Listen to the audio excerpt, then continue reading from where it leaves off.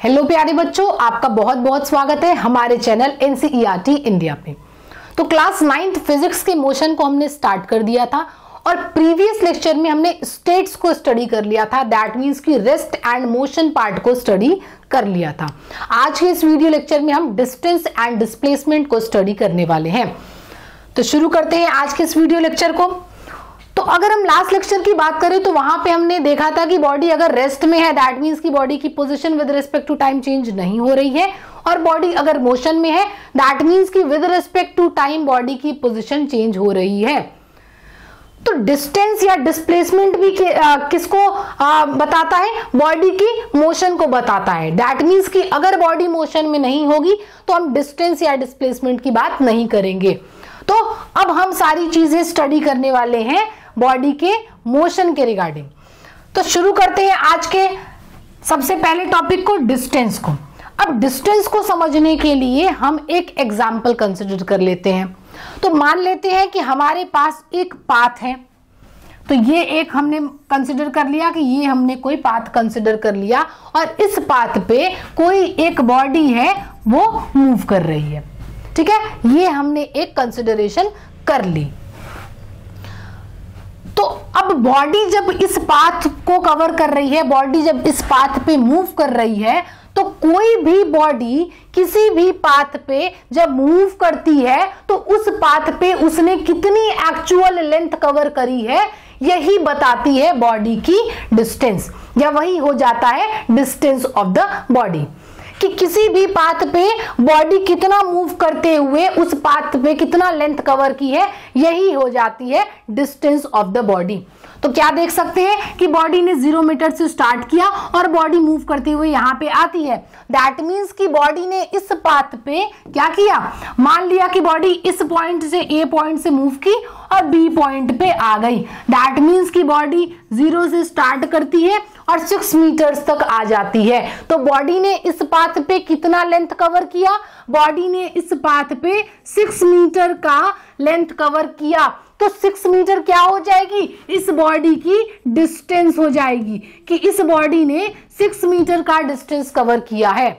ठीक है, तो ये हो गई डिस्टेंस। अब मान लिया कि वापस जो है ये बॉडी इस पॉइंट से वापस चली जाती है अपने इस वाले पॉइंट पे। तो फिर से क्या करिए, 6 मीटर तो चल चुकी है बट इसने वापस से इसी पाथ पे इतना और लेंथ कवर किया है। तो दैट मींस कि 6 मीटर और चल दिया। तो टोटल कितना लेंथ कवर किया उसने इस पाथ पे? टोटल लेंथ जो कवर किया उसने 12 मीटर का किया। दैट मींस कि अब जो बॉडी की डिस्टेंस हो गई तो बॉडी ने अब 12 मीटर का डिस्टेंस कवर किया है। तो किसी भी पाथ पे किसी बॉडी ने कितनी लेंथ को कवर किया है यही बताती है डिस्टेंस ऑफ द बॉडी। तो इनके डेफिनेशन को स्टडी करते हैं। डेफिनेशन क्या कहता है कि the distance travelled by a body is the actual length of the path covered by body. तो इतनी बातें तो हमने देखी कि बॉडी कितनी डिस्टेंस ट्रेवल कर रहा है, ये कैसे पता चलेगा कि उसने कितनी लेंथ कवर की हुई है किसी भी पाथ पे, ये हो जाती है डिस्टेंस। पर एक नई यहाँ पे बात की गई है और नई बात ये है कि irrespective of the direction. That means कि डायरेक्शन के रेस्पेक्ट में ये चीजें नहीं कही गई है। तो डिस्टेंस क्या कहता है कि हमें ये नहीं बताना है कि हमने ईस्ट के टुवर्ड्स इतना लेंथ कवर किया है या वेस्ट के टुवर्ड्स किया है, लेफ्ट के टुवर्ड्स किया है, राइट के टुवर्ड्स किया है। हमें डायरेक्शन से कोई भी लेना देना नहीं है। हमें सिर्फ और सिर्फ लेना देना है कि किसी भी बॉडी ने कितना मूव किया है, कितनी लेंथ कवर की है किसी भी पाथ के अक्रॉस। तो यहां से डिस्टेंस के बारे में हमें पता चलता है कि डिस्टेंस को जो है सिर्फ और सिर्फ लेंथ से लेना देना है और डायरेक्शन से इनका कोई भी लेना देना नहीं है। और जैसे ही ये बात कही जाती है कि ये जो डिस्टेंस है इररेस्पेक्टिव ऑफ द डायरेक्शन की बात की गई, उसी से एक नई बात हमें डिस्टेंस के बारे में पता चलती है। और वो नई बात ये है कि डिस्टेंस जो है वो एक स्केलर क्वांटिटी है। अब ये स्केलर क्वांटिटी क्या होता है? तो एक नई चीज अब हम और जानते हैं। तो जैसे ही स्केलर क्वांटिटी की बात की गई वैसे ही एक नई चीज दिमाग में आई कि किसी भी ऐसी क्वांटिटीज को, कोई भी ऐसी क्वांटिटीज जिन्हें हम मेजर कर सकते हैं, जिनको हम लाइक जो भी क्वांटिटीज जो मेजरेबल है वो सारी ही क्वांटिटीज फिजिकल क्वांटिटीज कहलाती हैं। हर वो क्वांटिटी जिनको मेजर किया जा सके वो क्वांटिटी फिजिकल क्वांटिटी कहलाती है। तो डिस्टेंस भी क्या हो गई, डिस्टेंस को भी तो हम मेजर कर पा रहे हैं, 2 मीटर 4 मीटर 6 मीटर और कुछ भी, तो डिस्टेंस को भी हम मेजर कर पा रहे हैं। दैट मीन्स कि डिस्टेंस भी क्या है, एक फिजिकल क्वांटिटी है। तो हर वो फिजिकल क्वांटिटी जिनके पास न्यूमेरिकल वैल्यू हो, दैट मीन्स कि 2 meter 6 meter 10 meter numerical value हो,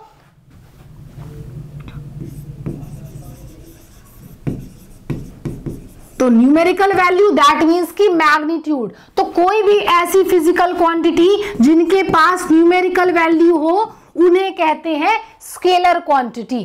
तो सिर्फ और सिर्फ जिनके पास न्यूमेरिकल वैल्यू हो, दैट मीन्स की मैग्नीट्यूड हो, इन न्यूमेरिकल वैल्यू को बोला जाता है मैग्नीट्यूड। तो हर वो फिजिकल क्वांटिटी जिनके पास मैग्नीट्यूड होगी वो क्या कहलाएंगे, स्केलर क्वांटिटी कहलाएंगे। तो होगी मैग्नीट्यूड और डायरेक्शन इनके पास कोई नहीं होगा क्योंकि डायरेक्शन से लेना देना इनका कोई नहीं है। तो मैग्नीट्यूड होगी और डायरेक्शन नहीं होगा तब कोई भी क्वांटिटी क्या बन गई, स्केलर क्वांटिटी बन गई। तो यहां पे डेफिनेशन में ही बोला कि इनका डायरेक्शन से कोई लेना देना नहीं है, सिर्फ और सिर्फ लेंथ से, लेंथ दैट मीन्स कि मैग्नीट्यूड से लेना देना है। और इसी को मद्देनजर रखते हुए बोला गया कि डिस्टेंस जो है वो एक स्केलर क्वांटिटी है। तो इतनी बात हो गई डिस्टेंस के रिगार्डिंग। तो मैग्नीट्यूड है और डायरेक्शन नहीं है तो स्केलर क्वांटिटी, और जितना भी पाथ में लेंथ कवर किया जाएगा वो हो जाएगा डिस्टेंस। अब नेक्स्ट टॉपिक को पढ़ते हैं डिस्प्लेसमेंट। तो डिस्प्लेसमेंट को भी एक एग्जांपल के साथ ही समझते हैं कि मान लिया कि फिर से एक पाथ कंसिडर कर लिया और इस पाथ पे कोई एक बॉडी मूव कर रही है। तो पहले इस एग्जांपल को समझते हैं हम। तो मान लिया कि ये हमने कोई भी पाथ कंसिडर कर लिया और बोला कि इस पाथ पे एक स्टार्ट पॉइंट से बॉडी मूव करना शुरू करती है। अब एक और नई चीज पहले जान लेते हैं कि ये इनिशियल पोजीशन और फाइनल पोजीशन क्या होता है। इनिशियल पोजीशन और फाइनल पोजीशन क्या होता है। तो डिस्प्लेसमेंट पढ़ने से पहले हम देख लेते हैं। तो बॉडी जब भी मूवमेंट करना स्टार्ट करेगी, बॉडी जब भी मोशन में आएगी, जिस पॉइंट से मोशन में आएगी, जिस पोजीशन से वो बॉडी मूव करना स्टार्ट करेगी वही कहलाती है इनिशियल पोजीशन या initial point of the body. और लास्टली बॉडी कहां जाके रुक जाती है वो हो जाती है बॉडी की फाइनल पोजीशन या फाइनल पॉइंट। तो इनिशियल फाइनल क्लियर हो गया। अब समझते हैं। तो मान लिया कि बॉडी क्या करती है, एक पाथ पे मूव करती है। तो स्टार्ट पॉइंट से स्टार्ट करती है और वो मूव करना शुरू करती है। तो क्या देखेंगे कि बॉडी स्टार्ट करती हुई यहां तक बढ़ रही है और बॉडी वापस यहां से इस पॉइंट पे चली जाती है।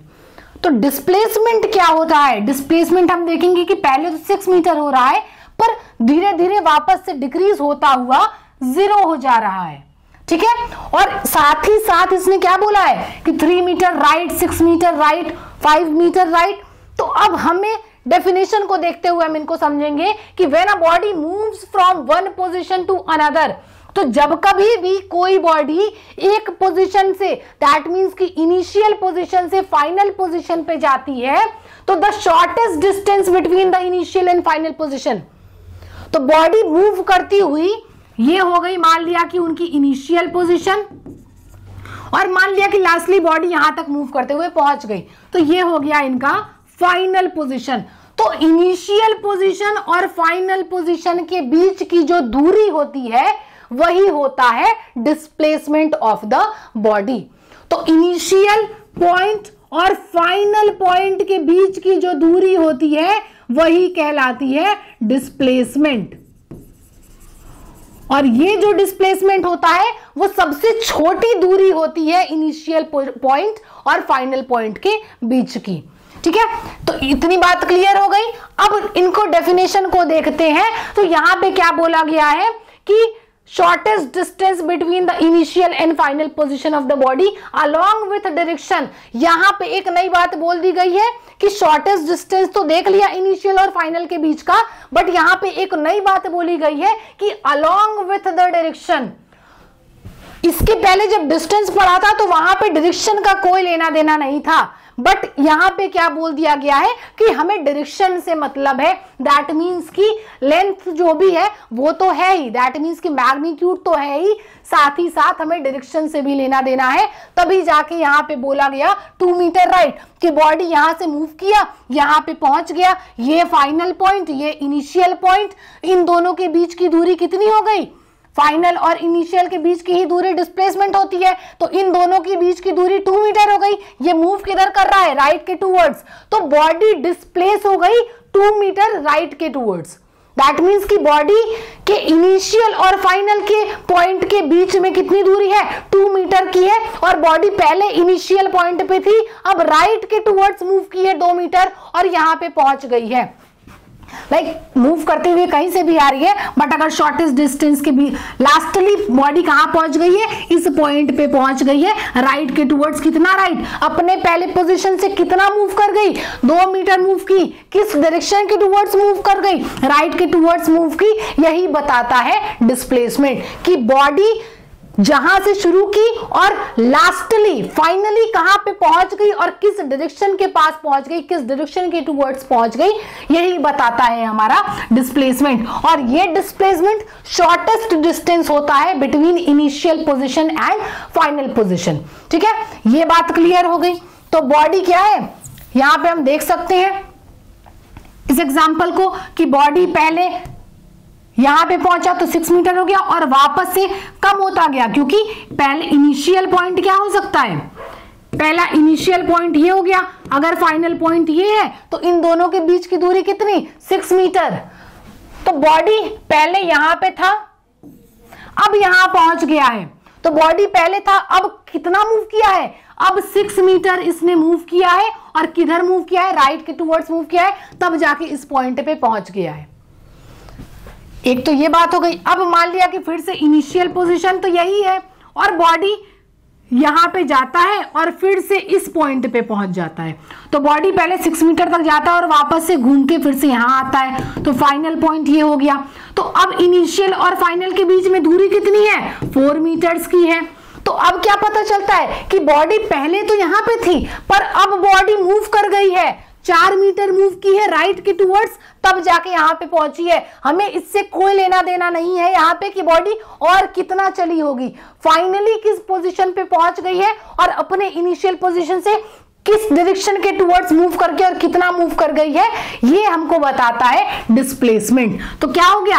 इन दोनों पॉइंट के बीच में सबसे छोटी दूरी तो यही हो सकती है, तो डिस्प्लेसमेंट क्या हो गया? शॉर्टेस्ट डिस्टेंस हो गया अलोंग विथ द डायरेक्शन। तो ये होती है डिस्प्लेसमेंट की बात। अब जैसे ही यहां पे डायरेक्शन की बात करी जाती है, वैसे ही एक नई बात डिस्प्लेसमेंट को लेके बोली जाती है कि डिस्प्लेसमेंट जो है वो एक वेक्टर क्वांटिटी है। तो इसके पहले हमने क्या देखा था? इसके पहले हमने देखा था कि ये जो डिस्टेंस था वो तो स्केलर क्वांटिटी था, पर ये जो डिस्प्लेसमेंट है, ये जो डिस्प्लेसमेंट है वो वेक्टर क्वांटिटी है। अब ये वेक्टर क्वांटिटी क्या चीज होती है? तो जैसे कि स्केलर में बोला था कि जब क्वांटिटी के पास सिर्फ और सिर्फ मैग्नीट्यूड होगा, दैट इज न्यूमेरिकल वैल्यू होगी और कोई डायरेक्शन नहीं होगा, तो बॉडी बोली जाएगी वो फिजिकल क्वांटिटी, वो मेजरेबल क्वांटिटी स्केलर क्वांटिटी हो जाएगी। बट यहां पे क्या देखा? न्यूमेरिकल वैल्यू भी है, दैट मीन्स कि बॉडी के पास मैग्नीट्यूड भी है, या जो भी हमारी फिजिकल क्वांटिटी है, डिस्प्लेसमेंट हमारी फिजिकल क्वांटिटी है, इनके पास मैग्नीट्यूड भी है, साथ ही साथ डायरेक्शन भी प्रोवाइडेड है। तो जब किसी भी क्वांटिटी के पास मैग्नीट्यूड और डायरेक्शन दोनों होगा तो वो क्वांटिटी कहलाती है वेक्टर क्वांटिटी। तो ये बात है डिस्प्लेसमेंट के बारे में। तो हम देख सकते हैं कि पहले बॉडी ऐसे मूव करती हुई वापस जाती है तो डिस्प्लेसमेंट क्या है, और अगर बॉडी यहां से स्टार्ट कर रही है और बॉडी यहां पे फाइनली पहुंच गई तो क्या हुआ, राइट के टुवर्ड्स बॉडी इस तरफ डिस्प्लेस हो गई। तो हम यहां पे यूज करते हैं टर्म कि बॉडी डिस्प्लेस हो गई है। दैट मींस कि बॉडी अपने इनिशियल पोजीशन से मूव करती हुई फाइनली कहां पे पहुंच गई है, उस जगह पहुंचने में उसने कितनी दूरी तय की है और किस डायरेक्शन में मूव की है। अब देख लेते हैं कि किस तरीके से हम डिस्प्लेसमेंट को कैलकुलेट कर सकते हैं, कैसे डिस्प्लेसमेंट को कैलकुलेट किया जा सकता है। तो डिस्प्लेसमेंट को कैलकुलेट करने का बहुत ही आसान तरीका है। मान लिया कि ये एक कार है, कार क्या है, मान लिया कि हम एक्स से रिप्रेजेंट कर रहे हैं डिस्प्लेसमेंट को, या एक्स बता दिया डिस्टेंस को। तो पहले बॉडी इनिशियल पॉइंट यहां पे थी, ये एक्स इज इक्वल्स टू 0, मान लिया कि ये ओरिजिन है, बॉडी यहां पे थी, ठीक है, मान लिया कि ठीक है ये 5 मीटर हो गया। तो इनिशियली बॉडी 5 मीटर पे थी, इस एक्स इज इक्वल्स टू 0 से 5 मीटर पे थी, और अब बॉडी कहां पहुंच गई है, बॉडी मूव करते हुए फाइनली इस पोजीशन पे पहुंच गई है। तो बॉडी पहले यहां थी, इनिशियल पॉइंट इसका ये हो गया, और बॉडी मूव करती हुई यहां पहुंच गई तो फाइनल पॉइंट ये हो गया। तो एक्स आई कहने का मतलब है कि डिस्टेंस इनिशियली, और एक्स एफ कहने का मतलब है कि डिस्टेंस फाइनली। तो अब हमें कैसे पता चलेगा डिस्प्लेसमेंट कैसे निकाल सकते हैं। तो डिस्प्लेसमेंट निकालने का सबसे आसान तरीका है कि फाइनल पॉइंट को इनिशियल पॉइंट से जब माइनस कर देंगे तो हमारी निकल जाएगी बॉडी की डिस्प्लेसमेंट। मान लिया कि बॉडी इनिशियली 5 मीटर पे थी और फाइनली मूव करते हुए 10 मीटर्स पे चली गई है, तो डिस्प्लेसमेंट इनका कितना आ जाएगा, 10 मीटर फाइनल, और इनिशियली 5 मीटर पे थी, तो बॉडी कितना डिस्प्लेस की है, 5 मीटर की है, और किस डायरेक्शन के टुवर्ड्स की है, राइट के टुवर्ड्स की है। तो हम यहां पे क्या बोलेंगे, 5 मीटर टुवर्ड्स राइट। ये एक्चुअल तरीका है डिस्प्लेसमेंट को बताने का कि 5 मीटर टुवर्ड्स राइट। इसको जैसे ही बोलेंगे वैसे ही क्लियर हो जाएगा हमारे दिमाग में कि बॉडी जो है पहले किसी पोजीशन पे थी और वो फाइनली अभी कहां पे पहुंच चुकी है, अभी कहां पे प्रेजेंट है, अपने इनिशियल पोजीशन से 5 मीटर की दूरी पे, और डायरेक्शन कौन से डायरेक्शन में, राइट डायरेक्शन में। तो ये एक्चुअल तरीका है बताने का डिस्प्लेसमेंट का कि डिस्प्लेसमेंट को क्यों डायरेक्शन और मैग्नीट्यूड दोनों के साथ ही बताया जाता है।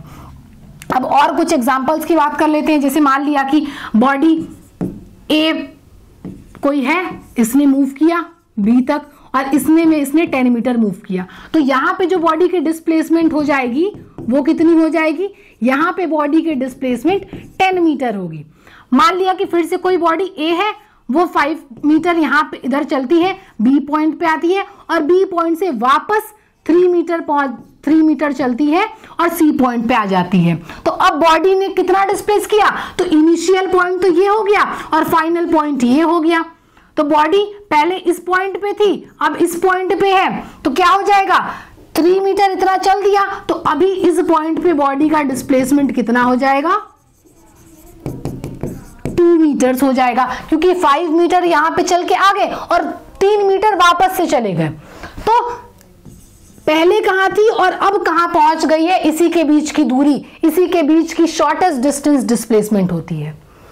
अब एक और एग्जांपल ले लेते हैं कि मान लिया कि बॉडी ए से बी तक मूव की, 2 मीटर्स मान लिया कि मूव की,